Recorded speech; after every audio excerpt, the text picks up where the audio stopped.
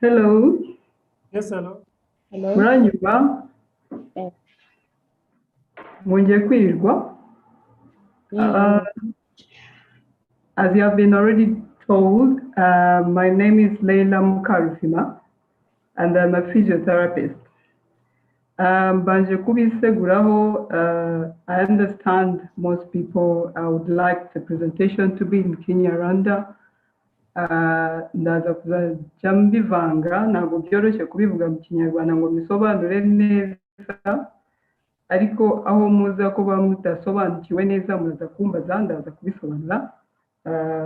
But allow me to present in English.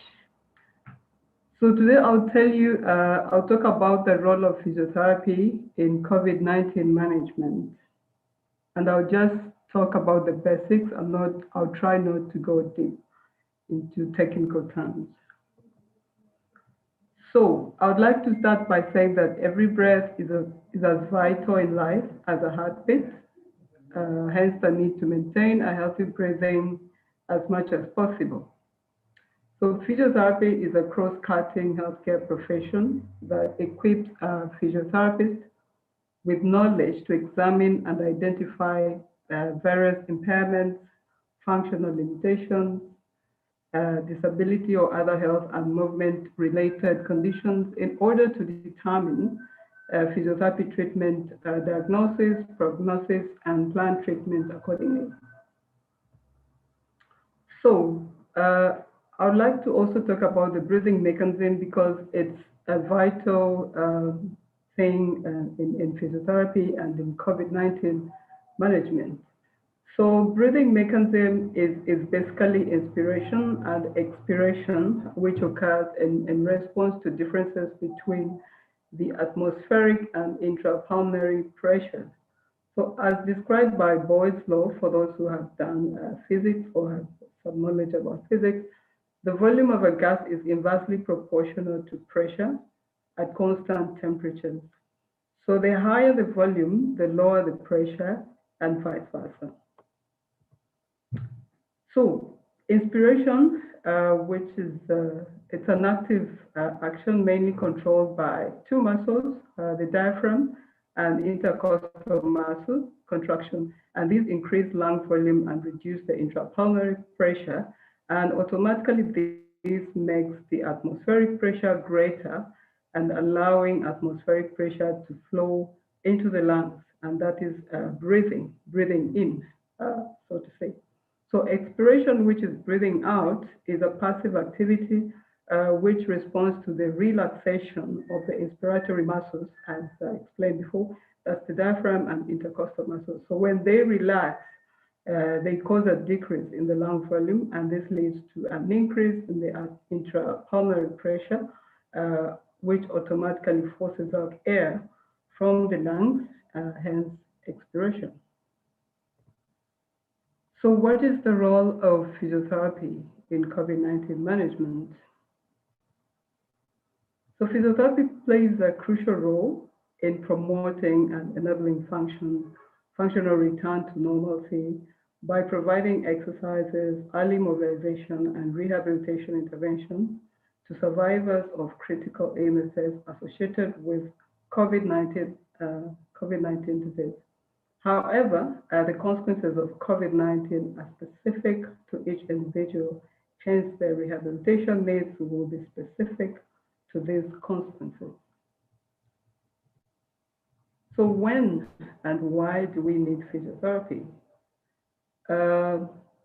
In long-term ventilated patients, that means patients who have been ventilated for a long time, physiotherapy is important to allow or to enable them wean them off from these machines and prevent muscle weaknesses or lung collapsing, which can affect their breathing system.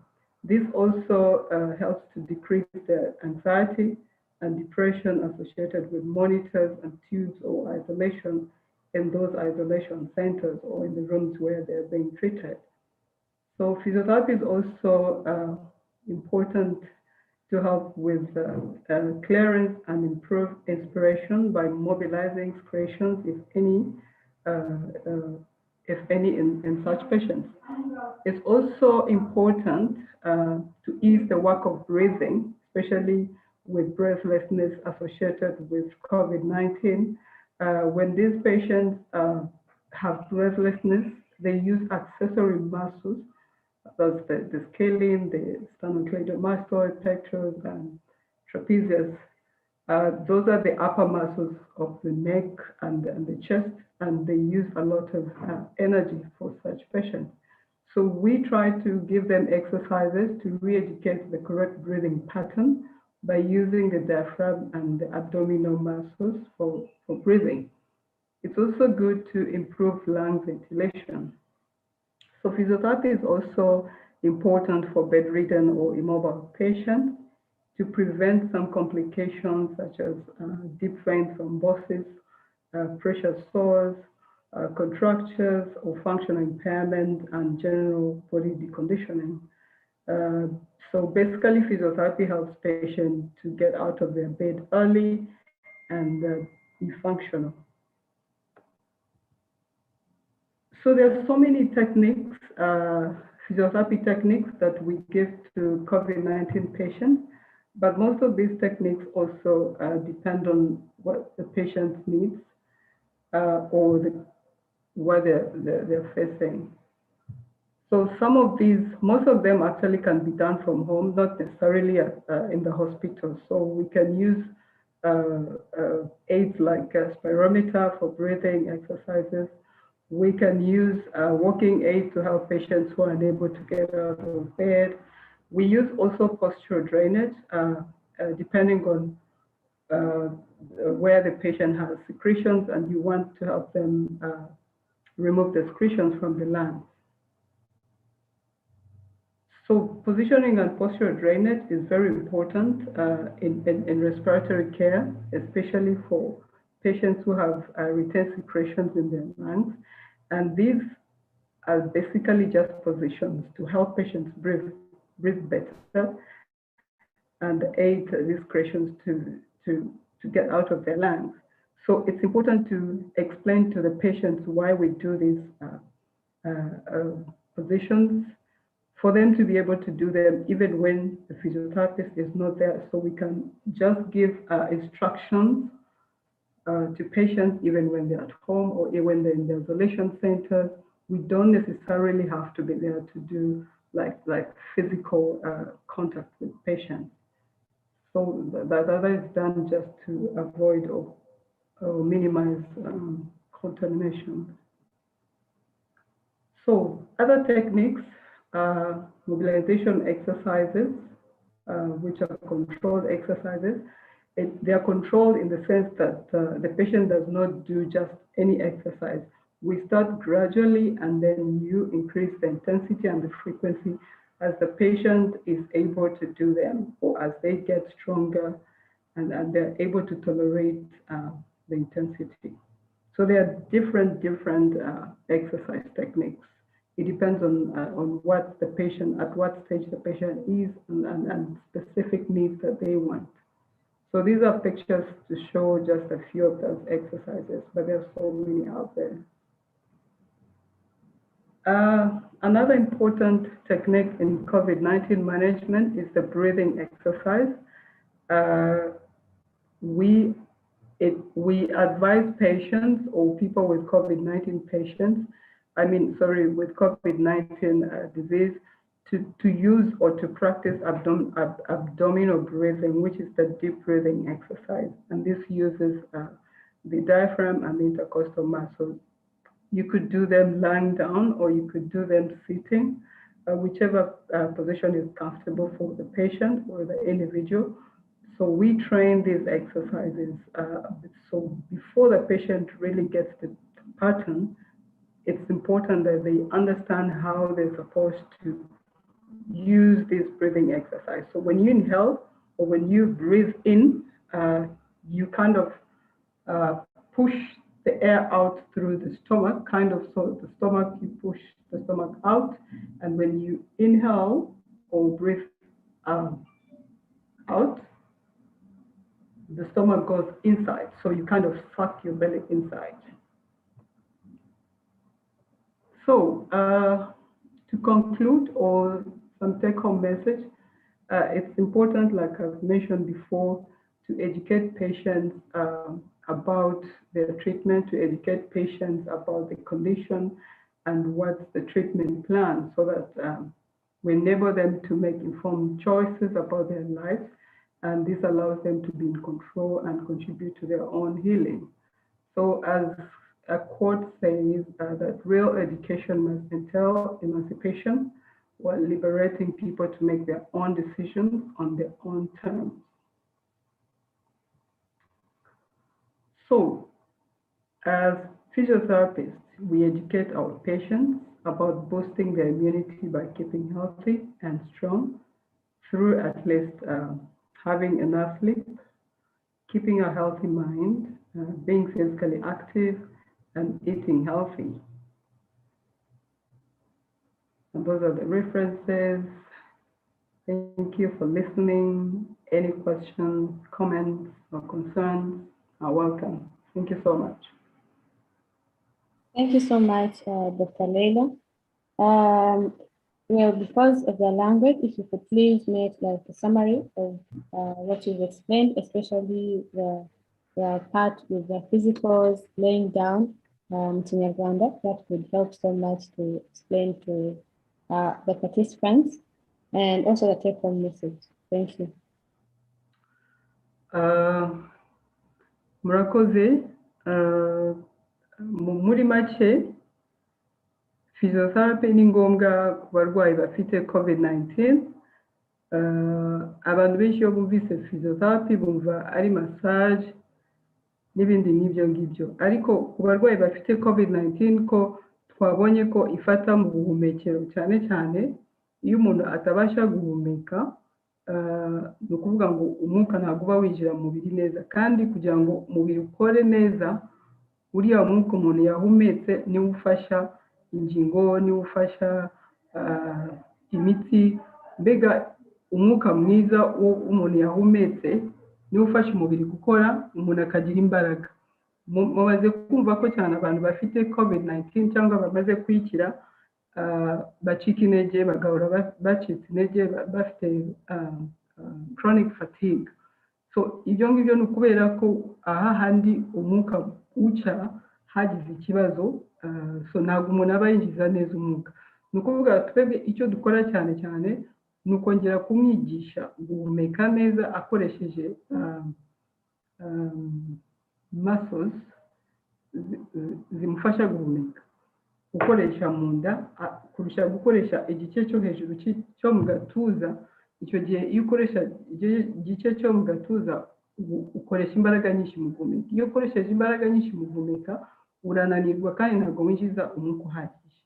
So twe icyo dukora ni ukukwigisha guhumeka neza, ukwigisha exercises zigufasha kugira ngo wongere ugire imbaraga, umubiri wawe ugire imbaraga, no kukwigisha ese niki ugomba gukora mu gihe wenda ugize ikibazo cyo guhumeka, mu gihe wumva wacitse intege, niyihe myitozo ushobora gukora, ni ku ruhe rugero wayikora, kuko ntabwo waba udahumeka neza ngo ubyuke mu gitondo ujya kwirukanka cyangwa ujye kuzamuka umusozi, ushobora no kuhagwa. So turakwigisha uko ugomba kubikora neza byose. Niba ukorora utabasha gukorora neza, tukwigishiza za positions naberetse, uko ushobora kuryama wenda wubitse inda bitewe n'aho secretions zigomba kuva, tukakwigisha uburyo ugomba kuryama uri no mu rugo. Dushobora kubikora ibyo bita telehealth, tukakwereka kuri video cyangwa tukagusobanurira wenda kuri telefone, WhatsApp, ibyo ugomba gukora tutarinze kuba turi kumwe nawe cyane. Ariko ni ngombwa ko abantu bumva ko physiotherapy ntabwo ari uko tugomba kuza tukagukorera massage cyangwa tukagukorera n'ibindi byose. It's an important aspect in managing COVID-19 patients, cyane cyane iyo umuntu yamaze gutaha yavuye mu bitaro, icyo bita long COVID, ibibazo ahura nabyo nyuma biba abagomba gufashwa cyane cyane. Mbonera no kubabwira ko na nutritionist baba inzobere zo mbuze uko mbivuga neza, ariko abadufasha mu buryo bw'imirire nabo bagufasha kumenyesha ibiryo ugomba kurya kugira ngo bigusubizemo imbaraga kugira ngo ugire a balanced diet. Muri make numva ari uko nabisobanura, aho mudasobanukiwe neza mwasobanuza. Murakoze cyane. Urakoze cyane Dr. Burera. There is a question in the chat box ivuga ko abantu basanzwe bakora yoga cyangwa meditation nabo mubigisha guhumeka cyangwa hari ikindi babafasha n'amasaha bakwiriye kubikora? Urakoze Nadine. Abantu bakora yoga, ubundi yoga cyane cyane ishingiye ku guhumeka. So I would really encourage people bashobora kwiga yoga. Yoga iturusha twebwe n'abafizio kwigisha abantu guhumeka kuko ishingiye ku guhumeka. So iyo ubashije guhumeka neza ugakoresha the right muscles biragufasha guhumeka. So icyo gihe wenda icyo tumufasha ni ukubwira ngo ni ryari ugomba guhumeka, kandi ntabwo wajya kwikoresha yoga wenyine cyangwa ngo ujye kuri YouTube ngo urebe ibyo abantu bashyizeho ngo abe aribyo ugiye gukoresha. Niba ugiye gukora yoga, reba inzobere muri yoga aba ari wabikwigisha, icyo gihe amenya ngo nibihe ushoboye agutangiza ku rugero rwawe, kuko umuntu ufite ikibazo cyo guhumeka n'umukoresha ama exercice menshi yo guhumeka nabwo biratuma abura umwuka, ugasanga noneho ntacyo bimufashije ahubwo asubiye inyuma kurushaho. So ibyiza ni ukureba inzobere muri ibyo bintu, either physiotherapist cyangwa umuntu wize yoga abizi neza akabigufashamo. Icyo nabivuga. Murakoze. Thank you so much. One last question iri kuvuga n'ubwoko bwa siporo. Hari question yavugaga ngo sinumvise neza abantu barwariye mu rugo batarenze inama mwabahaye mu bijyanye no kurya, kunywa ndetse n'ubwoko bwa siporo mwabashishikariza mwafese. Ni Alice from Rwanda.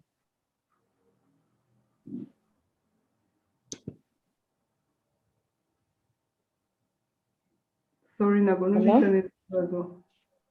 Yeah, so ikibazo cyavugaga ko yari kubaza abantu barwariye mu rugo batarenze inama mwabahaye mu bijyanye no kurya, kunywa ndetse n'ubwoko bwa siporo mwabashishikariza. Nk'uko nabisobanuriye kare, abantu barwariye mu rugo ikintu cya mbere bagomba kumenya nk'uko bagenzi banjye babivuze ni ukumenya ese uri ku ruhe rwego rwa COVID-19. Utarenze icyo gihe bakubwiye ngo urivuza bisanzwe, ngo uririnda, urakoresha zino measures zisanzwe, gukaraba, kwambara agapfukamunwa. Ikindi cyangombwa ni icyo ngicyo nasobanuye, gukora siporo. Icyo gihe turabigisha tugushishikariza gukora siporo zoroheje ukurikije n'uko wiyumva. Ugomba kwiyumva umubiri wawe, nukuvuga niba uri gukora siporo ukumva utangiye kubura umwuka, icyo gihe nukuvuga iyo siporo iraza kurembya kurushaho. Ukora siporo bikurikije n'uko ubasha guhumeka n'uko umubiri wawe ushoboye. Ikindi of course ugomba kurya neza, atari ukurya ibintu bitari ku murongo, niko navuga. Kurya neza ni ngombwa.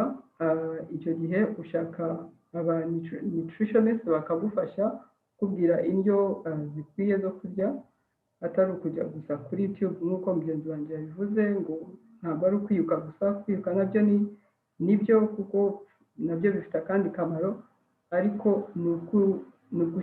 bashishikariza gushaka abantu bafite ubumenyi mu bintu bitandukanye, mu bintu byo kurya, mu bintu byo gukora siporo, akaba aribo babaha inama z'ibyo mugomba gukora. Ariko siporo zo korera mu rugo zirahari kandi zigaragaza ko zifite akamaro kenshi, cyane cyane ko zibongera imbaraga, ukarushaho guhumeka neza, umubiri wawe ukarushaho gukora neza.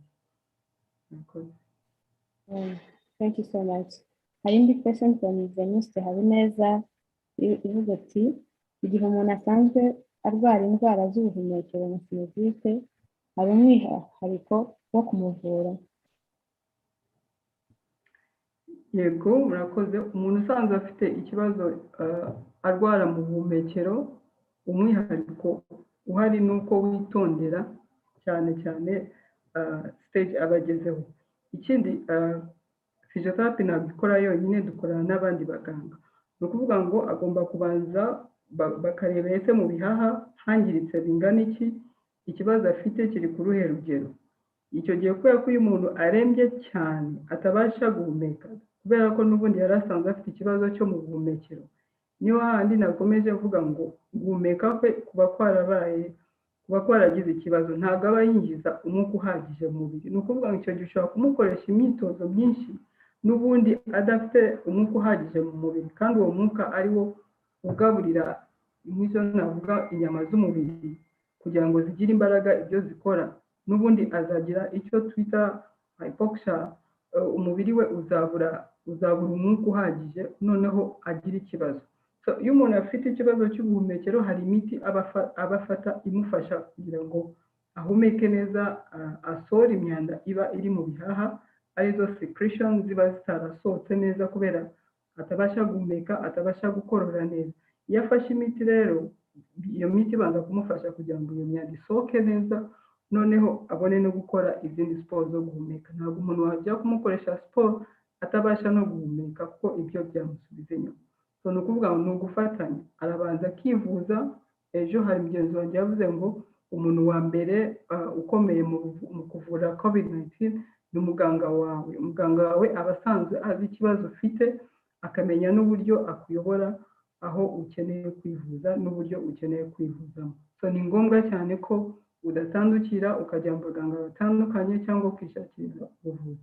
Ni ngombwa kuba ufite umuganga ugukurikirana ku kibazo runaka kugira ngo arusheho kugufasha no kukuyobora ku bandi baganga uba ukeneye. Yeah, nakoze. Thank you so much, Dr. Lela. Kabyumvise neza cyane. The explanation was so good and the summary. Thank you so much. For the next questions, I think you will help to answer them in the chat box. Thank you. Thank you. For this session, I would like to ask Dr. Theo to answer a few questions in the chat box. Yeah, hari ikibazo that was directed to Dr. Theo, uvuga ko ibihuha by'uko Delta yaba yandurira mu mwuka nibyo cyangwa ntabwo ari byo. Yeah. Dr. Theo. Yes, hello. Yes, hello, Dr. Theo. Delta yandura n'izindi zose variant. Ntabwo ifite aho yinjira izindi zitinjira. Alright, wasubiza n'iki kibazo kivuga ko ni ikibazo cya Jacques Imana irahari, kugira ngo umuntu amenye ko afite COVID-19 bitwara igihe kingana gute. Hari abantu bagiye bapima bagasanga nta COVID-19, nyuma y'umunsi umwe bakayibabonamo bakongera kwipimisha nyuma y'umunsi. Natural history of disease kuri COVID-19 ni 14 days minimum. Uvuga ngo hari abantu benshi tugendana nabo ariko bafite COVID nyamara bataragaragaza ibimenyetso. Niyo mpamvu if you are suspected niba udafite ibimenyetso ugomba kwiisolatinga for 14 days. Ngira ngo nsobanure umushinga wa government impamvu yongeye iminsi kugira ngo uzayize ku gatanu. Nuko badushyira muri guma mu rugo bari baduhaye iminsi 10. Ibyo byavuga ko niba hari abari muri twebwe bataragaragaza ibimenyetso kugira ngo RBC ishobore kubabona, kuko abenshi bapimwaga ari uko bagaragaje ibimenyetso, kwari kugira ngo niba mu gihe bari mu rugo bya bimenyetso bizagaragare. Hanyuma babonye iminsi 10 ishize turavuga dushobora gusanga hari umuntu muri iki gihe urumva ku munsi wa 10 wenda cyangwa wenda wa 7 wa contractinze COVID, hanyuma ugasanga tugeze ku munsi wa 10 yarageze no ku munsi wenda wa 10 mugani we ari ku minsi 9 itarashira. Niyo mpamvu umuntu asabwa iminsi 14 kuva igihe yatangire kubikeka. 14 idashize ntabwo bavuga ngo COVID ngo yashize mu maraso yawe. Urugero reka nzi ntangurugero, ubu njye ndumva ndi muzima ariko mfite gahunda wenda yo kujya mu gihugu kandi icyo gihugu ntabwo cyemera umuntu ufite COVID. Ese tuzagubwa n'iki uko utayifite? Nuko ngomba gufata 14 days quarantine nawe kugeza ku munsi wa 14 nimba ntaragaragaza ibimenyetso bakampima bagasanga nta niyo mfite, niho nzamvuga ngo I am clear na COVID ifite. All right, thank you so much, Dr. Theo. And then we discuss what you want. This question will go to Dr. Felix. Ni ikibazo kivuga ko mu gihe umurwayi yafatiraga imiti mu rugo igashira atarakira COVID-19 ni iyihe nama mwamugira? Dr. Felix, you're welcome.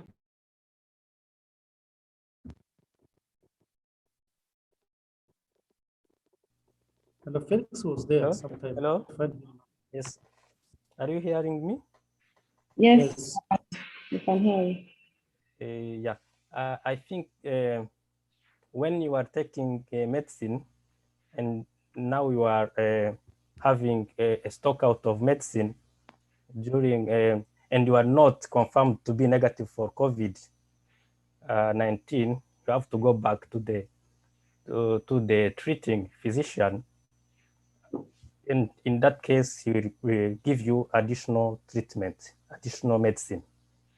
Ndumva nta kindi kuko ntabwo muganga ashobora kubwira ngo hagarika n'imiti utari wakira. Ubwo rero niba imiti yagushiranye atari yavuga ko wakize indwara, icyo gihe n'ubundi usubira kwa muganga bakakongera iyindi miti. Uko biba bigomba kugenda.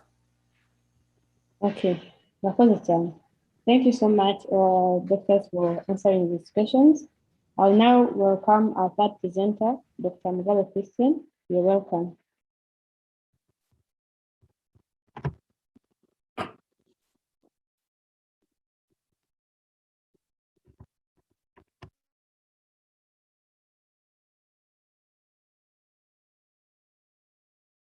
Was asking if you can unmute me.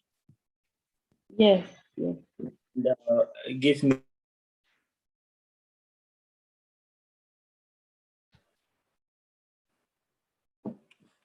Hello, Dr. Christian. Yes, I'm trying. Hopefully you can see my screen. Let me know if you can. Yes, we can. My name is Mugabe Christian, and I'm going to be the third presenter taking you workshop. I hope I can use both Kinyarwanda and English. Yes, you can. Thank you. So I like the fact that we are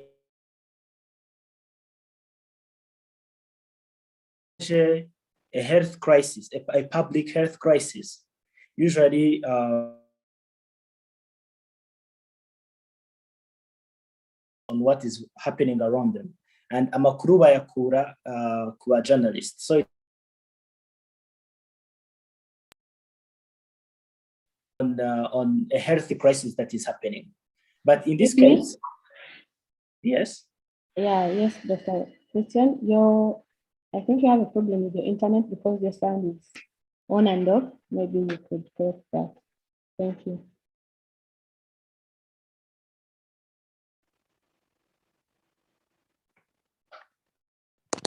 Is this bad?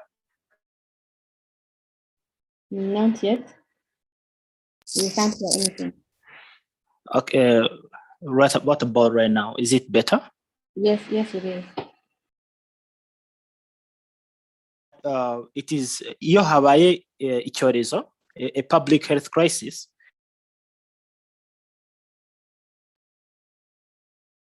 Around them, and amakuru akenshi bayakura muri media, so it's very important for the tange information to collect, and in this workshop I'll basically be talking about contact tracing, and hari ibibazo bakunda kubaza nk'urugero, who is a contact tracing ikorwa ite, ese hari your strategy ni iyihe, what are the options zihari muri izo strategy. Talk about containment and delay or mitigation, and niba hari steps ziba ziri involved iyo bamo gukora contact tracing. So I also talk about some of the steps and the contact tracing flow, and then at the end I will talk about the best practices in the chat box, and mukambaza after the presentation. So basically, contact ni umuntu wese waba warahuye n'umuntu wanduye COVID-19 mbere y'iminsi 2 cyangwa se agaza ibimenyetso mu minsi 14 yuko yahuye n'umuntu. So kuvuga ngo yabaye exposed, ngo umuntu yabaye exposed ni umuntu waba warahuye n'umuntu face to face, amaso ku maso, agahagarara n'umuntu waba waranduye muri distance ya metero 1 within 1 meter, metero 15, cyangwa se akaba yagize direct physical contact, barakoranyeho, barahoberanye ku muntu either uri bakeka ko yaba yaranduye COVID, cyangwa se umuntu utakinga care, wita ku murwayi ariko akamwitaho ati protege, atambaye ga, atambaye agapfukamunwa, ntakarabe mu ntoki. Uwo muntu wita urwaye cyangwa bakeka ko arwaye atamukwiproteja, nawe aba contact. Sibyo?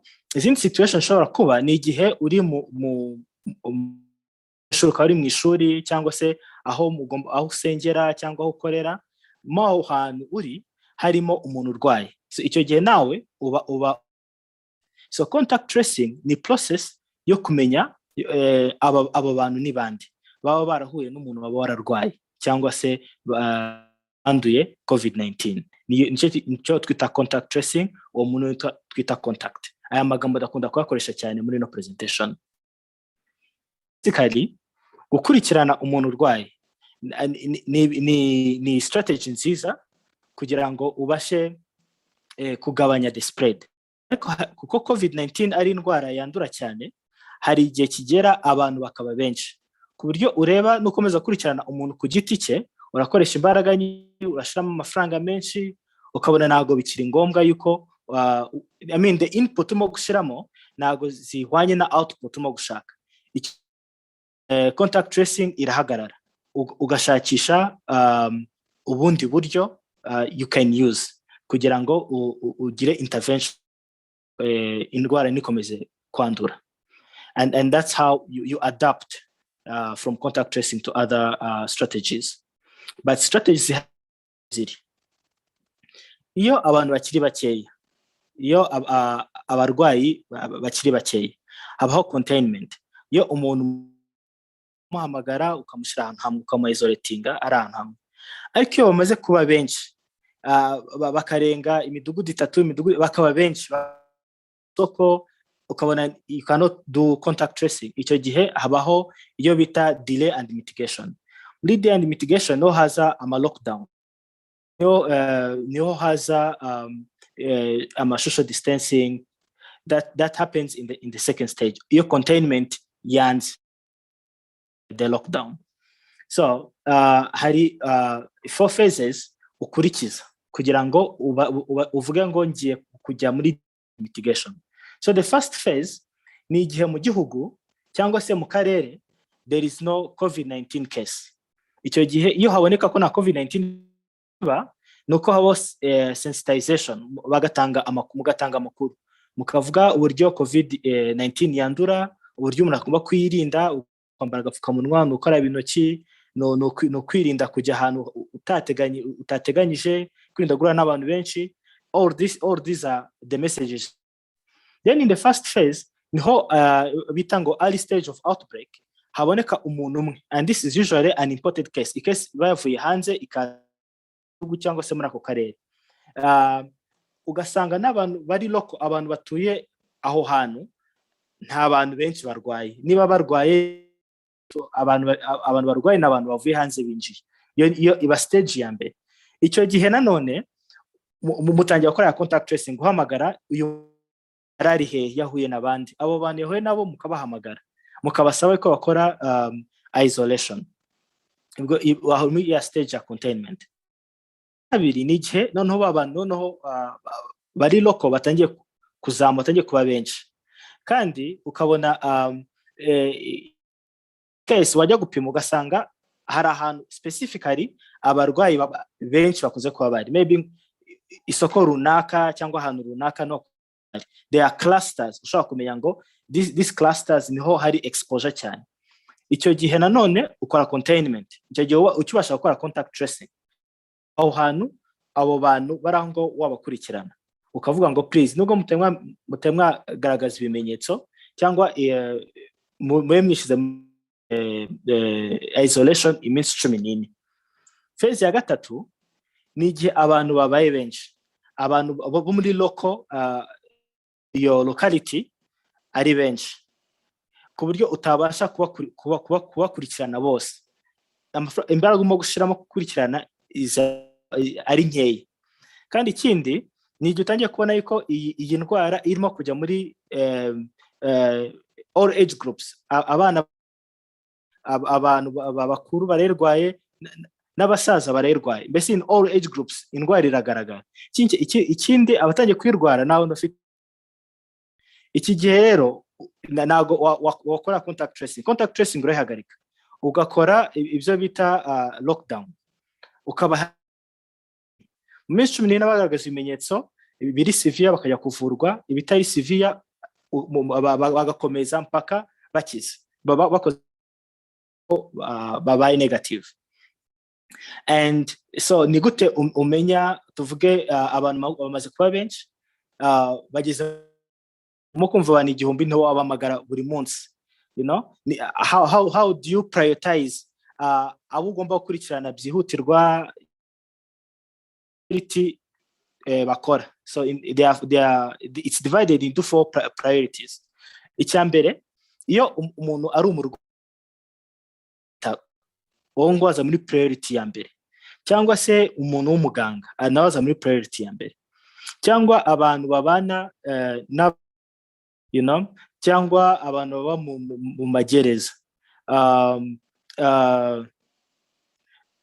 abantu bose nagenshiraho ama bullet points kugira ngo ugende umenya abantu baza muri priority number 1.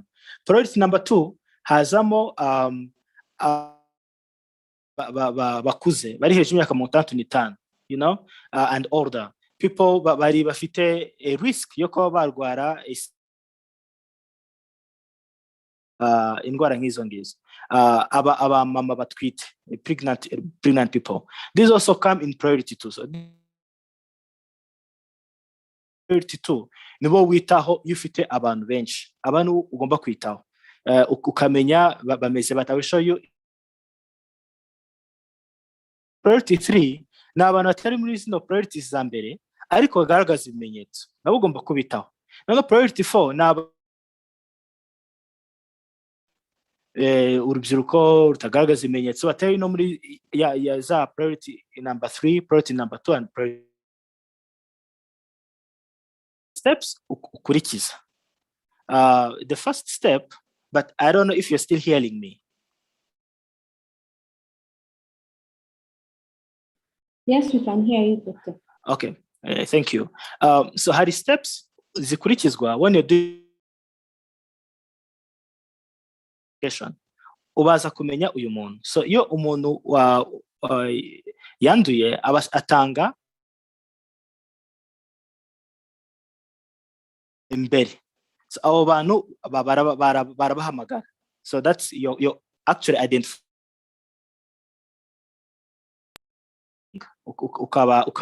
ukabandika kwa ngo yahuye n'abantu 10 20, noneho ugakora contact follow up urimo gushaka kumenya amakuru ese mukenda bagira and ukabwa nicyo bakora in case they are unwell, you know,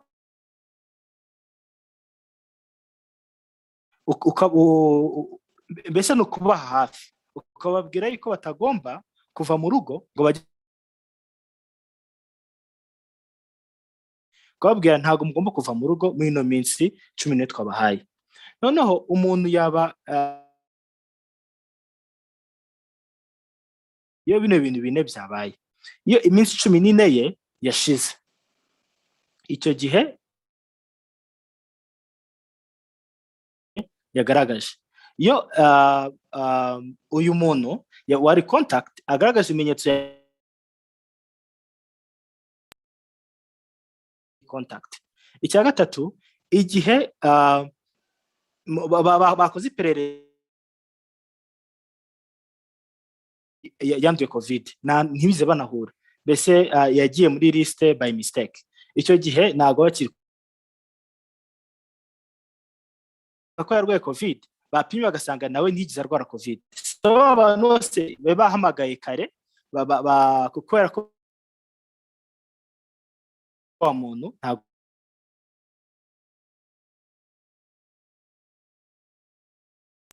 Hello, Dr. Christine.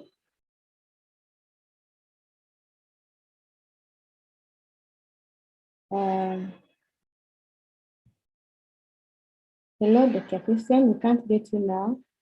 Your sound is off and you are breaking. I think we can try to correct that.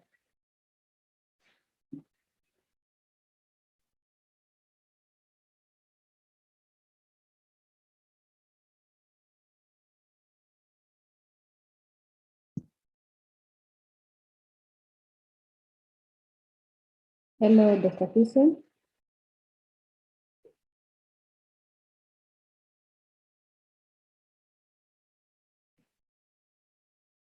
Dr. Christian has technical difficulties as he's trying to reconnect. I think we can have Dr. Daisy again in the chat box. She is trying to answer some questions. So, Dr. Daisy, you could elaborate on the question that you're answering. Yeah, thank you so much. As we wait for Dr. Christian.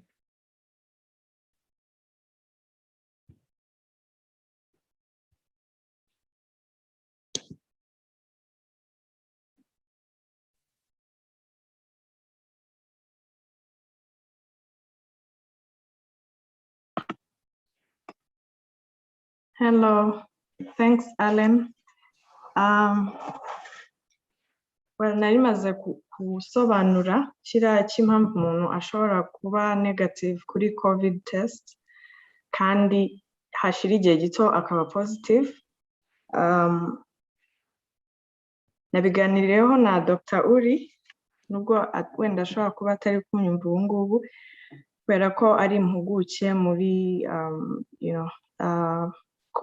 like core science, ari a scientist. So yambwiye ko iyo umuntu acyandura mu minsi ya mbere aba afite abatarasohora virusi hariya nko mu mazuru aho bapimira cyangwa mu nkanka aho bafatira sample.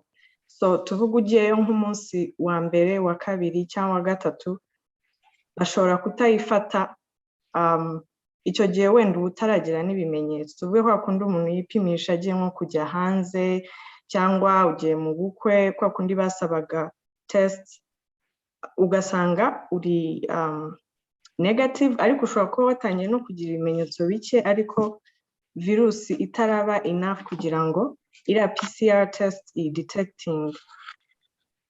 So kandi nkeka ko igihe PCR itarayi-detectinga na rapide ntabwo yayi-detecting ko PCR iri more sensitive ariko so iyo niyo mpamvu ushobora kuba negative kandi mu by'ukuri waranduye.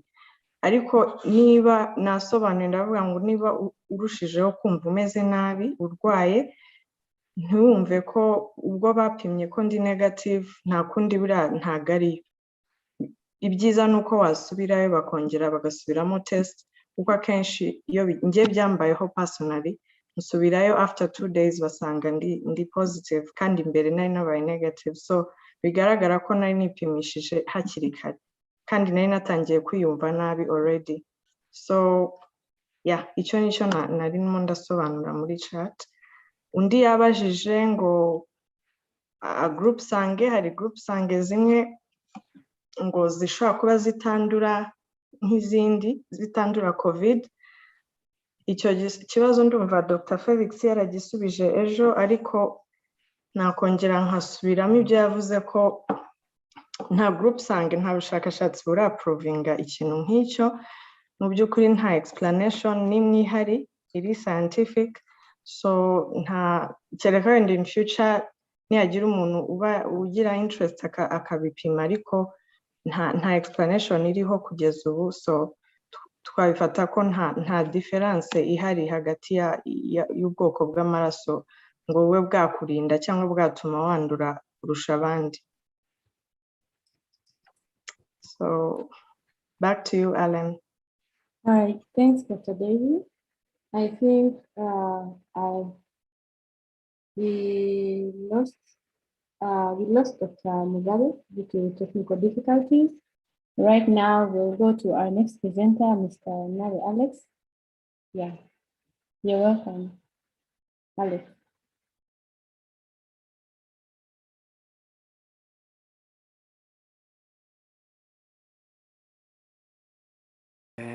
Okay, thank you very much. Let me try and share my screen.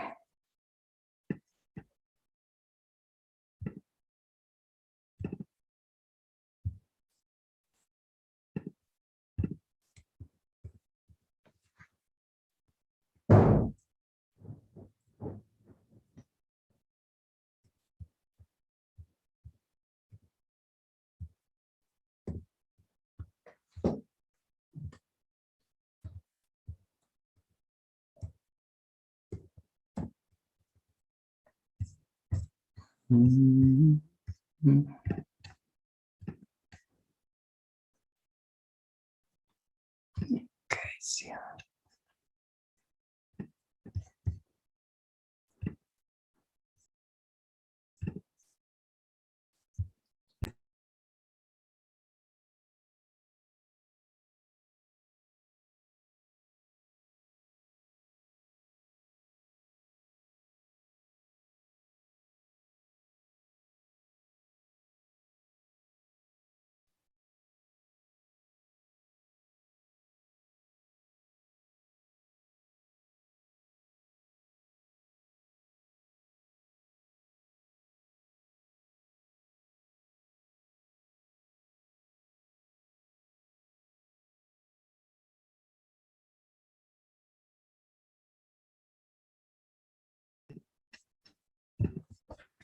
Hi, good afternoon, everyone. My name is Alex Sinhare, and I head the ICT chamber. First and foremost, just want to thank you for making time for these workshops, and also for inviting me. I am probably one of the few non-medical people that are presenting. And luckily, most of the medical science or the COVID science has been explained. So my job, I'll try to borrow a few things from what has been presented already, but mostly I'm relying on the expertise of the medical professionals, and only talk about what I seem to have an idea about on, which is ICT. So my presentation is on the role of ICT in managing COVID-19, mostly the fight, actually. So as we all probably remember that the virus, has been around now, it's coming to 18 months. And awareness is probably one of the key things. I've had some elements. I think I had quite a number of questions. I'll want to touch some of them during my short presentation. But why ICT? Why was I invited? I'm only going to guess. But looking at the purpose really of these workshops, of this research, or National Research Foundation, why they involved the team here, is to strengthen the community awareness about all things, mostly prevention measures. There are some that have been discussed, but also some other types of measures on, myself, I think Dr. Daisy has given a very good example. I was sick a while ago, And I thought, actually, at some point, I thought I had COVID. Then took the tests, and luckily ntayo nari mfite. Mumbabarire nari nibagiwe no kuvuga ikinyarwanda ariko nta kintu nari navuga.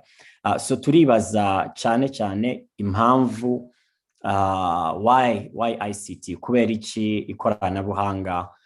Mu minsi ishize twese twabonye uko ikoranabuhanga ryafashije cyane u Rwanda n'abanyarwanda mu kwirinda iki cyorezo.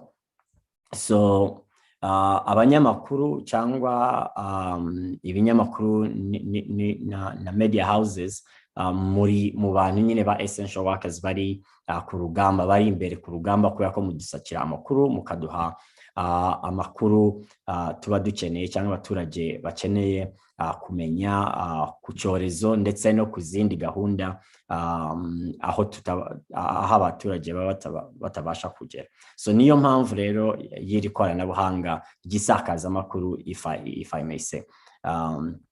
So mu byo tumaze kubona, at least tumaze kubona ko iryo ikoranabuhanga yego rirakoreshwa cyangwa isakaza amakuru riri gukoreshwa neza ahenshi, ariko hakaba harimo naita gupfobya sinzi, but misinformation, amakuru atariyo. Mumwe bitunguru murye hari ahantu nabonye bari kuvanga urumogi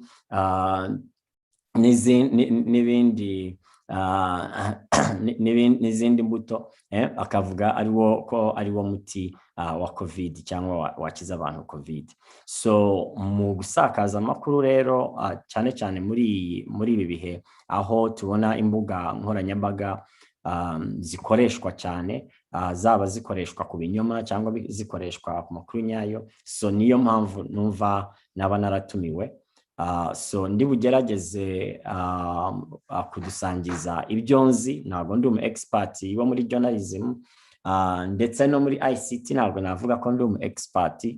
Maze imyaka myinshi ntari muri core programming cyangwa core ICT, cyane muri politiki yayo.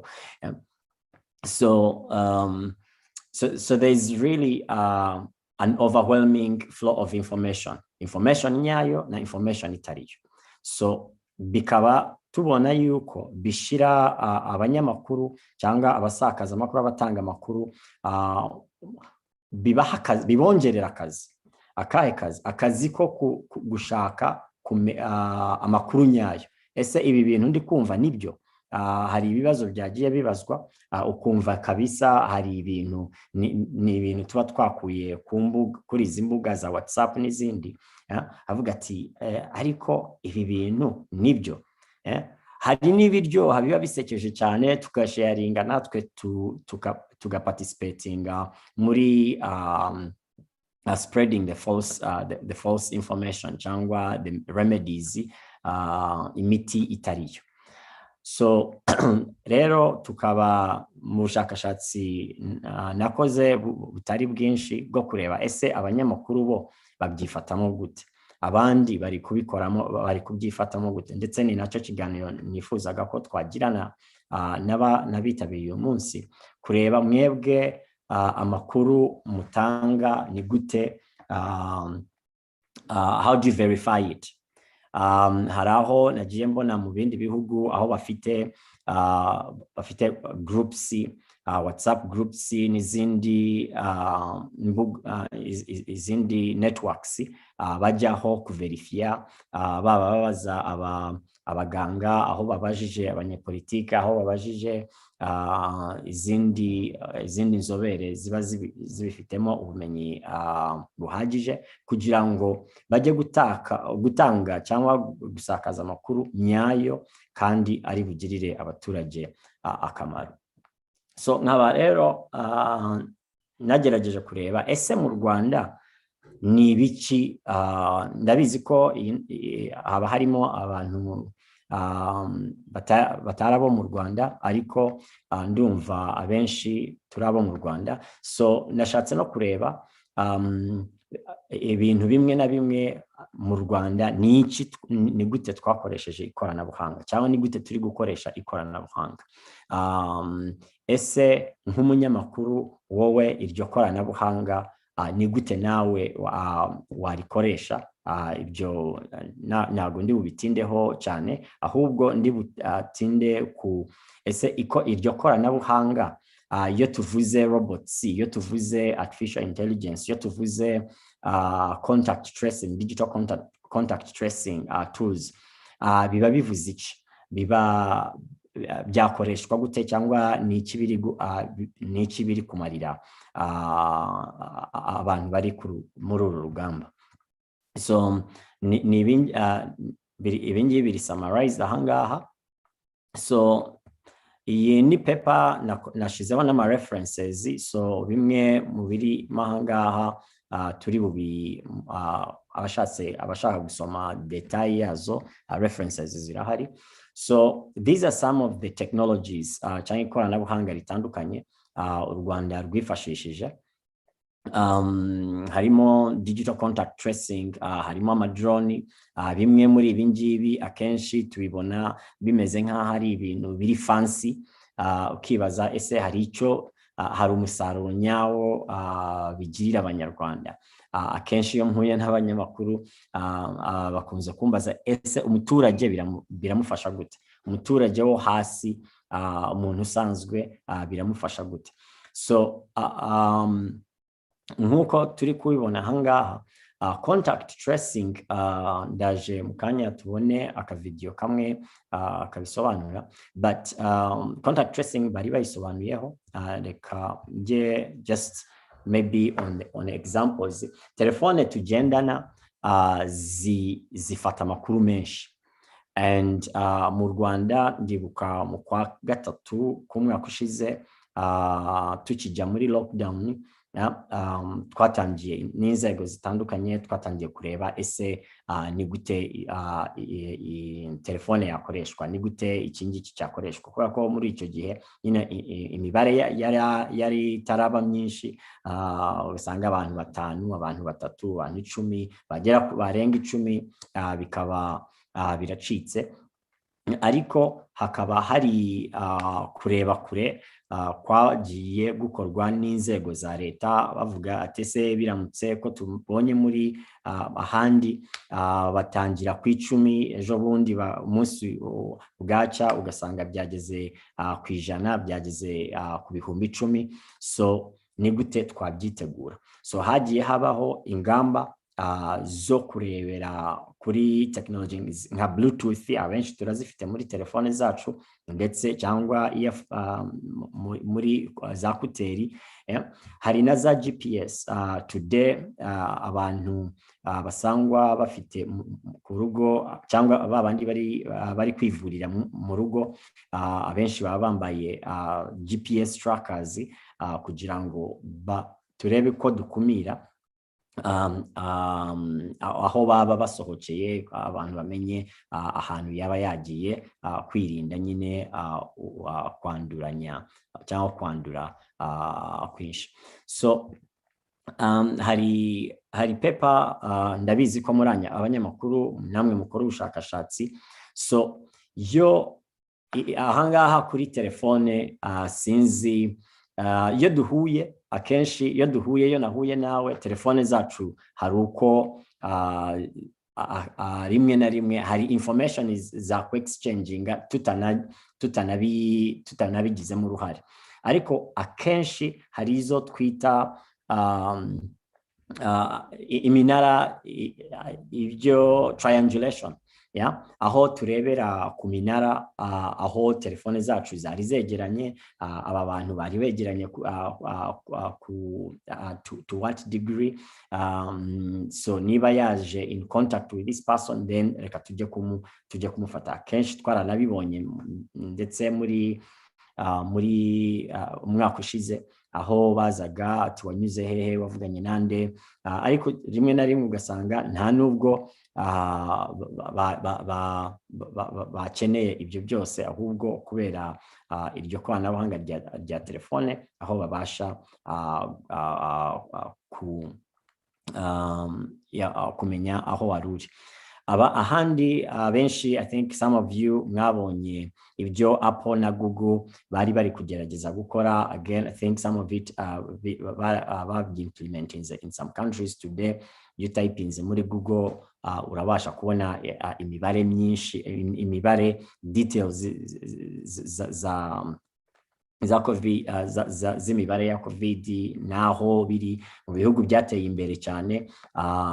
They even have very micro level data.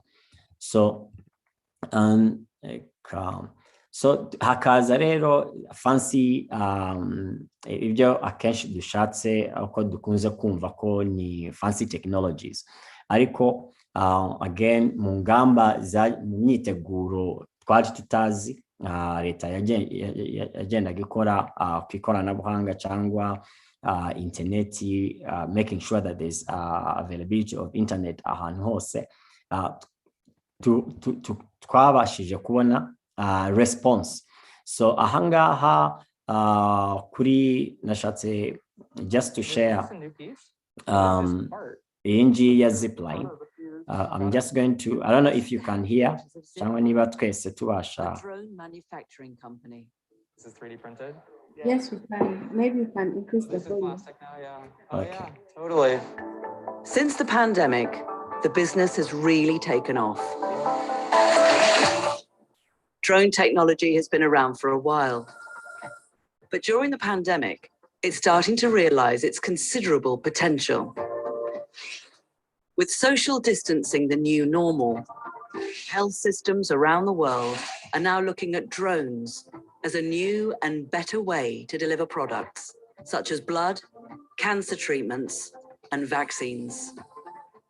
Every hospital system and health system on Earth is suddenly trying to reconfigure itself to a new reality, to extend the reach of the hospital system directly into the home, enabling care closer to where patients live, so they have to travel less, it's more convenient, and the patient takes less risk of getting infected if they need to access general care. From mid-June to September 2020, Zipline delivered more than 100,000 medical products, as many as over the previous 3 years. And we've done a few things. The center wing covers there now. When did that change? Weeks ago. Perhaps the most significant change has come in countries with strict airspace laws. In May 2020, an emergency license was issued in America, allowing Zipline to fly long-range delivery drones through controlled airspace for the first time. And in December, American regulators issued new rules, allowing drones to fly over people and at night. This looser approach is accelerating the shift towards more states receiving medical supplies in a more efficient and productive way. So we're seeing hospital systems that previously thought they had 10 years to effect this kind of change, now trying to do this in 1 year. Although drone-filled skies are some way off, COVID-19 has also accelerated the conversation around the use of drones beyond healthcare in a variety of new fields. So I'll pop this out. Zipline has partnered with retail giant Walmart. It's one of a number of companies due to begin trial deliveries of consumer products. I think it's been really easy for people to understand the value, and there's a pretty intense sense of civic pride around the country leading the way in terms of showing how this new technology can save lives. So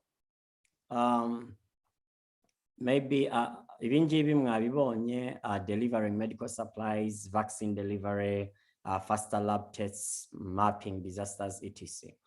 Ahubwo waba wibaza ese ibingibi bihuriye he n'ibyo twaje kumenya uyu munsi.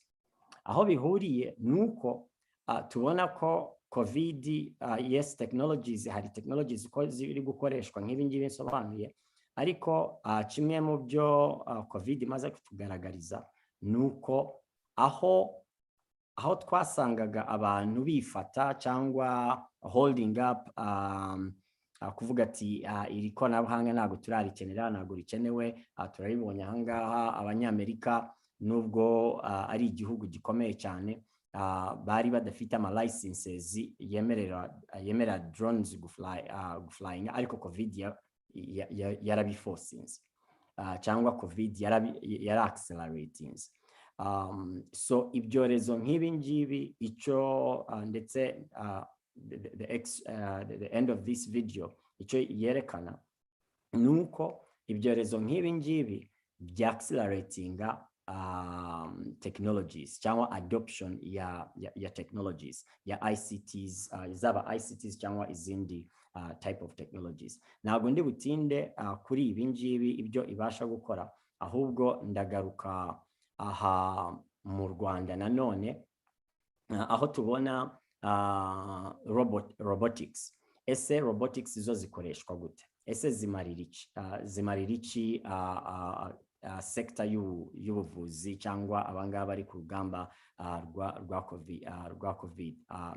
That's the frontliners, so to speak. So same thing, harimo thermal kwa kundi bapima, ariko reka mbireke ahangaha nta ntuza nta bisobanuro biriho, ariko biri mu magambo hepfo batwereka uko amarobots nk'aha amarobots akoreshwa gupima temperatures ndetse no gufasha abantu abaganga cyangwa yes abaganga n'abandi bakozi bakora muri hospital. Izi again ikoranabuhanga ritandukanye n'iryambere ryari riri muri more or less like supply chain, ariko iri ngiri riri mu direct on front line aho rifasha abari mu kurwanya n'icyorezo. So chatbot rero ahangaha kuri self testing iyi ngiyi nayo nibutse neza yabaye launched muri I think mu kwa kane ku mwaka ushize, aho again kureba ese ibintu byibanze, ndumva meze gutya, ndumva iki ukaba wabasha kubona amakuru yibanze cyangwa yagufasha kureba what can you do next.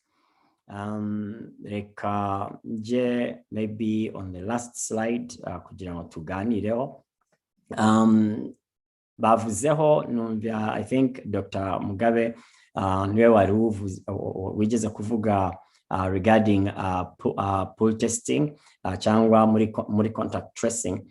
Tukaba ahangaha icyo twabonye akenshi they can get the results in about 48 hours.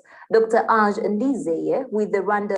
So ikoranabuhanga, maybe if I'm just to bring in coming back again on how ICT, the role of ICT in managing COVID. Nukuvuga ko it increases speed. Okay, so aho abandi babikorera mu byumweru, hari data, hari ibihugu cyangwa other places usanga they don't have the real data cyangwa very quick data yo kumenya what's happening. Ibingibi ICT idufasha rero to get kubona ayo makuru vuba, then n'ingamba zikaba zafatwa vuba.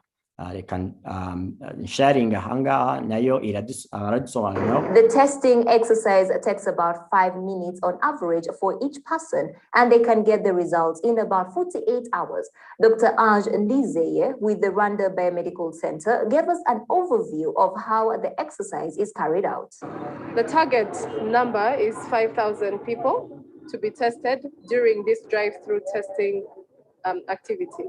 The testing equipments are same as most places in the world. We have swabs, which is the cotton they take the test with. They are put in something called VTM. And of course, you can see that our doctors are fully protected. They have a face shield, they have a gown, they have gloves on, they have masks on.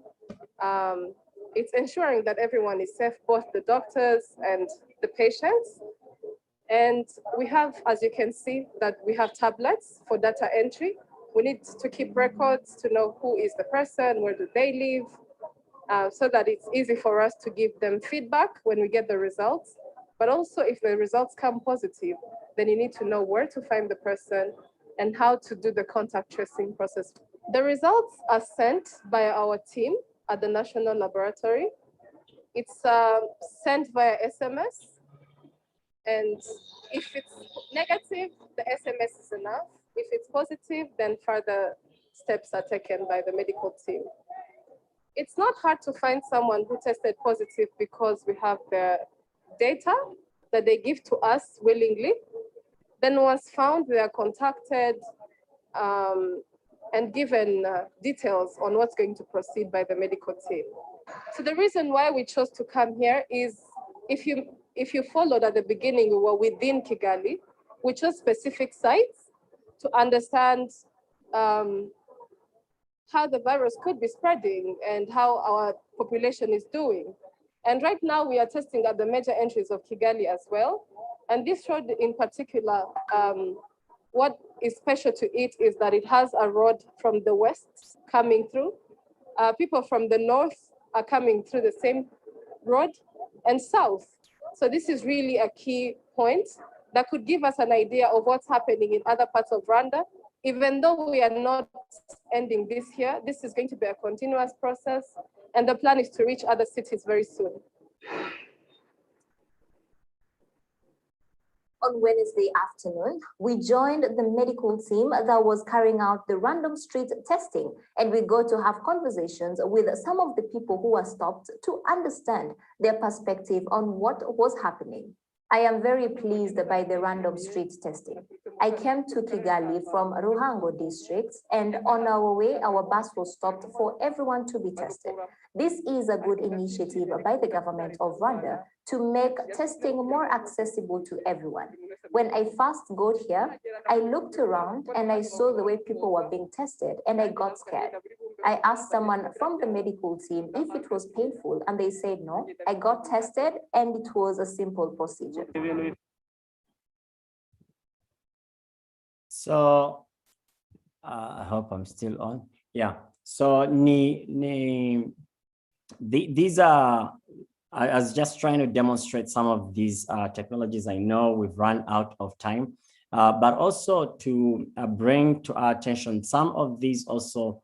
Of course, COVID has affected us, not just health-wise, but also economically. And there are also other responses that are economic, that are towards the economy or and so on. And I will not nagondi bubitindeho kuri ibyo ngibyo ahubwo I will pause here and sabe if there are questions from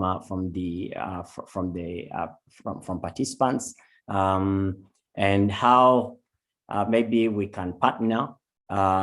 Yes, as a chamber, obviously we work around ICT, and we really appreciate the work that journalism and media houses you've put in to make sure that this that the right message is spread, that you're educating our masses, abaturage bacu ko babisobanukiwe. So ndifuza jewe cyane cyane kugirana ikiganiro namwe kumenya maybe what you think we should be, what you think we may be missing, or how best we can help or facilitate you as people that are on the ground, on the front line, mudifasha muri urugamba. Murakoze, ndaba mpini ahangaha, and then take questions or comments, and let's discuss. Thank you. Thank you, Mr. Alex. If there's any question from the participants, please raise up your hand. Yeah, and then Mr. Alex will take on the question. Thank you, Alex, for the presentation. It was good with so many videos that were educative. Yeah, thanks so much. I would like to welcome Annunciata Jukisenge, who had the comment that was focusing. So Alex, maybe we could discuss about it. Thanks.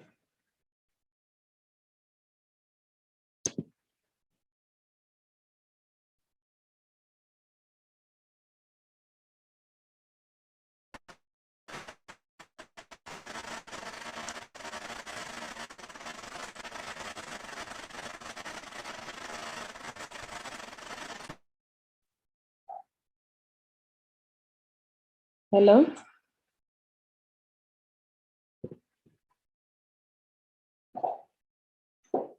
Hello, Annunciata, ntabwo tukumva neza, your sound is breaking.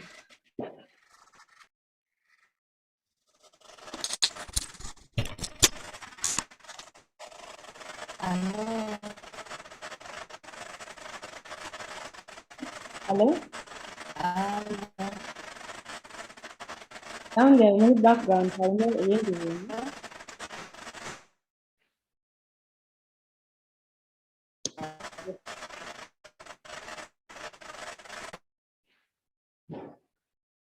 Yes, meanwhile, Alex, there's a question for you in the chat box that says, Mr. Alex, thank you for the presentation. So my question, I would like to know how the robot can help to vaccine the citizen and how artificial intelligence can help the doctor to diagnose via distance tools of some app. Yeah.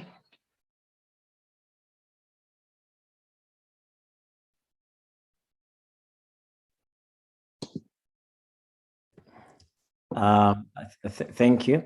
So question, robot can help to vaccinate the citizen. I think they are, but not these ones. Izo dufite mu Rwanda, really they are not for carrying out such activities, nko vaccinating citizens. And on artificial intelligence igira ubwoko butandukanye. One, of course, ni yindi iri muri robots nka ziriya twarebye, yifashisha izo twita sensors zitandukanye. Sensors nk'uko natwe abantu dufite senses eshanu, tukaba dufite n'izindi tutajya tumenya uko twumvisha ikintu, ariko ukavuga ati ndumva ikintu, and somehow you realize that actually that intuition worked. So ni brain years of robots. So how can artificial intelligence help a doctor in diagnosing via distance tools? So icho yafasha mostly, of course, it will, one, you need to have, it will need to have access to the data. Hari bamwe, some scientists who are testing out different types of artificial intelligence. Hari naba abafata radiology, yeah, CT scans. Bakaba arizo bakoresha kubera ko I think abaganga bari ahangaha they will correct me if I'm wrong. Some of the symptoms harimo pneumonia cyangwa indwara z'urukororo that can be tested or can be diagnosed via imagery. So artificial intelligence yifashisha images cyangwa analyzing images yakoreshwa, ariko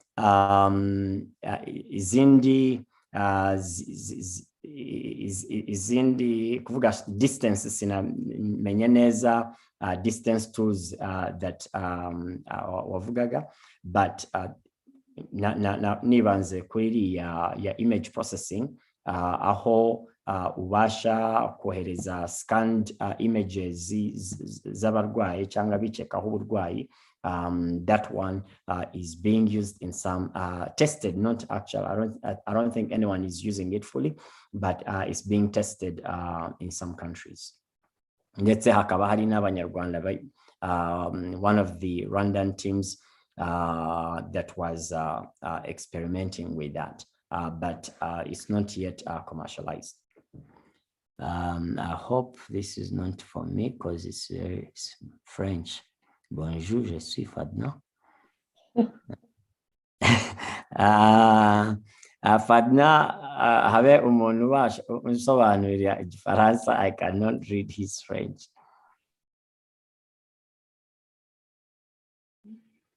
All right, I think. Okay, let me try. Yeah. Let me try to translate. Bonjour, journaliste sur le plateforme forme de. Okay, he's saying that he's working for something in Burundi, and je veux savoir une chose. I would like to know one thing. Avoir les vaccins qui sont sur le marché, ils sont nombreux. When you look at the vaccines at the market, there are so many. Et pourquoi ils sont nombreux? Why are they so many? Il n'y a pas moyen d'avoir un vaccin unique. There is no way to have one unique vaccine for COVID-19. I think that's the question. I guess that question is not mine. It's for Dr. Daisy and the crew and the medical crew on the call. Yeah, but we will have an entire presentation on the vaccine tomorrow, so he's going to get the answers. Dr. Daisy, abamufashije gato so that. Yeah, sure. Yeah, so Daisy. let's welcome Dr. Daisy. Alex, thank you for the presentation. After Dr. Daisy, we will welcome Dr. Mugabe, who had technical issues and was off. Then we'll give him 5 minutes to wrap up. Yeah, so welcome Dr. Daisy to answer this question. Then we can have Dr. Mugabe. Thanks.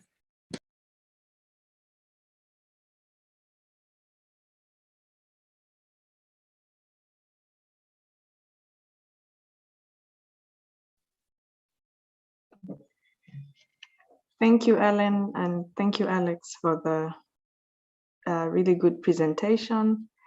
We learned a lot from it. Now, my French is not good either, so I can read, but I can't speak. So ntabwo nabisobanura in French. Ariko ubwo ari Umurundi ndakeka ko ari bwumve Ikinyarwanda. So I'm not an expert on COVID vaccines and why there's ntabwo ndi expert kuri vaccines za COVID n'impamvu ari nyinshi, ariko icyo ntekereza ni uko pandemic igitangira isi yose yagerageje kwihuta gushaka igisubizo. So nta muti wabonetse, ariko bumva ko urukingo rubonetse as soon as possible aribyo byafasha isi. So ibihugu byinshi n'aba scientists benshi ku isi hose baragerageje and bagiye basa nkaho babonera inkingo icyarimwe mu bihugu bitandukanye, US, UK, China. So ntabwo bari kuvuga ngo reka umuntu umwe aba ari we ukora ubishakisha, kandi cyari ikibazo ngo rabahizi kigoye isi yose. So byari byiza ko abantu benshi bagerageza izivuyemo zikavamo. So iyo niyo mpamvu nkeka. Yeah, kandi I mean, I think nta kibazo kirimo, kubera ko nk'ubu ngubu amoko yandi agenda agaragara. Hari igihe usanga urukingo rumwe rurimo beta kuri variant runaka, urundi rutari as effective. So impamvu yo ni uko isi yose yarimo irashaka igisubizo at the same time. Inkingo zigenda zibonekera icyarimwe, ariko hashobora kuba harimo wenda na politics, ibihugu biba bikompitinga. Igihugu cya rubonye bwa mbere kiba gifite power kurusha ibindi in terms y'amafaranga bakuramo, wenda na just iryo zina ry'uko aribo barubonye bwa mbere. So iyo ni iyindi mpamvu wenda ibihugu byose byageragezaga biriya bikomeye. So ndumva there is no nta scientific reasoning nakubwira behind it. So yeah, murakoze. Thanks, Dr. Daisy, and thanks so much, Alex, and the participants. Dr. Mugabe, you're welcome again. We'll give you 5 minutes to wrap up your presentation since we're running out of time. Yes, you're welcome.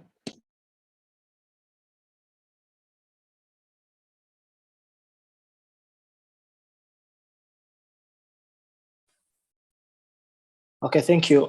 Sinzi ahantu nari ngeze.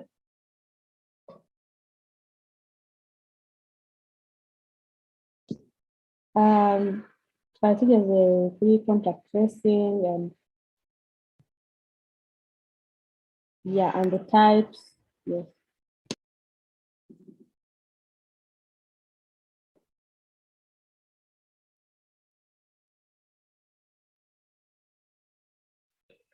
What about here? I think the part yes, step tracing. Yeah, yes. Yes. So muri contact tracing habaho contact identification. Aha niho bagenda bahamagara umuntu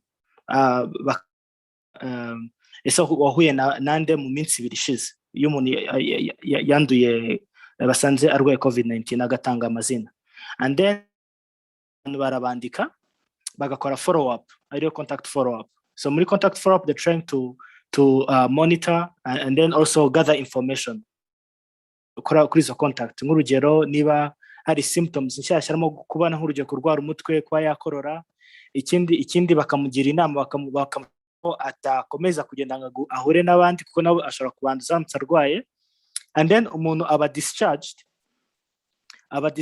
as a contact. So iminsi 14 irangiye ikarangira nta symptom nimwe yahuye nayo igize agira, cyangwa se umuntu bamupima sanga iyo contact akagira ibimenyetso, baza kumupima bagasanga yararwaye, icyo gihe abaye case management. Cyangwa umuntu we bazi ko yaba yarhuye nawe yaba yaranduje, cyangwa umuntu bakeka ko ashobora kuba yaranduye bagasanga ntago yanduye, icyo gihe ntago bakomeza kumubika nka contact, icyo gihe bamudischarginga nka contact. So icyo bakora nuko aba ibyo bita home quarantine. Home quarantine ayimara iminsi 14 iyo ari we wenyine muri uwo muryango. Contact bamuha icyumba cye, bakagira inama abandi bantu baba mu muryango we ko bagomba kugira social distancing, kandi igihe cyose akaba yambaye agiye guhura n'abantu. Bakabasaba ko yaguma muri distance iri hejuru ya metero 1 igihe aho, you know, and ibi byose ni ukugira ngo bagabanye inshuro yahura n'abandi bantu. So this is, and then iyo umuganga arwaye, basanze arwaye, icyo gihe ntago umuganga ajya muri home kuvura kuko abangaba bari essential. So icyo bakora, umuganga yambara protective gear, ariho mask, face shield, akamba gloves, akikwiza, agakomeza akavura. Igihe avuye mu bitaro atashye, uyu akora home quarantine nawe uwo mugoroba atari kwa muganga. Yajya kwa muganga n'undi akomeza akambara akikwiza, agakomeza. Iyo umuntu ari muri quarantine, hari ibintu, hari support twatanga. Nk'urugero, so mostly they don't have food, they don't have water. Ari umunyeshuri afite wenda nk'ikizame ejo ugasanga agiye muri so in this case batanga ibiryo, batanga amazi. Niba ari umunyeshuri ugiye kujya ku ishuri yiga akora online, ahanho IT wenda ya izira, and then ikindi akagira social support. Iyo uri wenyine, in this case ufata telefone ukareba music, ukajya kuri YouTube ugakina indirimbo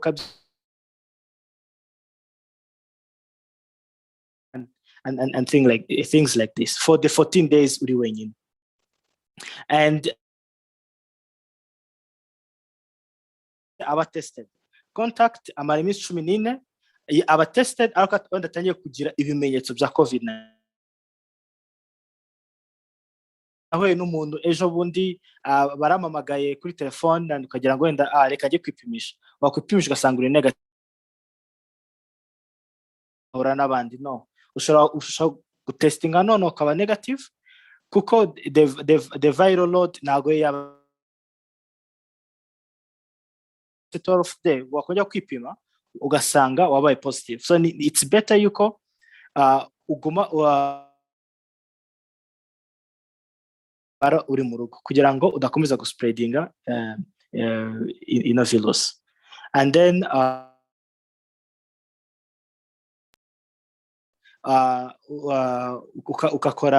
ukagaragaza ibimenyetso nubwo byaba biri mild ari bike cyane, you know. And then habagaho ama facility y'amakarantine aho bafataga abantu barwaye inyuma y'iminsi 14 baba nta symptoms bafite, bapimwa basanga bari negative. The community igatekereza ko ahantu babatwara ariho bagiye kwandurira, so it was they decided not to continue with the quarantine facilities for now. Bakagera facility ababa contact bo bakagera quarantine yabo mu rugo. This was a decision that was made.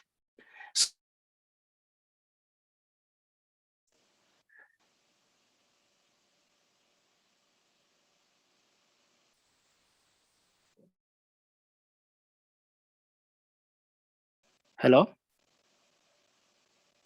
Hello? Yes. I don't know if you have any questions. I don't think there are any questions because of time, since we are running out of time. Okay. Thank you so much, Dr. Christian, for the presentation and summary. Yeah. As we are coming to the end of the session, I would like to thank all the participants for participating and interacting and asking different questions. I would also like to thank the presenters for giving us lessons, educating us on the different things on how health, sports, vaccines, ICT, how everything relates to COVID-19 and how journalism can be used to spread the right information. And thank you so much. This has been a great session. I would also like to thank the organizers of the workshop, Health-Edu Limited. Please repeat the questions and any other comments or concerns that you may have on our YouTube handle, Health-Edu. And also would like to thank National Research Foundation for working together with Health-Edu to make this happen. Yeah. We have another session tomorrow, same time, with different presenters. Yeah, so let's get time. As we are closing, I would like to request the Chief Executive Officer of Health-Edu, Mr. Jean Damascene, to give us closing remarks and send us off. Thank you so much. Thank you, Alan. Thank you for all the presenters for today. Today was an interesting day, and we gained a lot, especially on the role of ICT in managing COVID-19, contact tracing, and physiotherapy management, and diagnosing and medical treatment for COVID-19.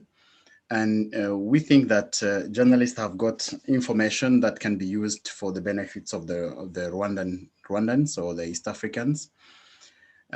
Tomorrow we're going to have very interesting topics on mutations. You know, we had a lot of mutations. Some people are now really used to Delta. That is really here. And so we're going to get a presentation on mutations tomorrow with Dr. Ivan Rukundo. And we shall get again another presentation on the, it's like the linkage between non-communicable disease and COVID-19. And then we get again a presentation on nutrition. Some people have been asking questions about that. And tomorrow we have a professional nutritionist for that. And then the vaccine issues that have been discussed since day one. So we're going to have the presentation tomorrow by Dr. Daisy. So I think at the end of the workshops, we will be really ready to deliver evidence-based information. Yeah, thank you very much and see you tomorrow.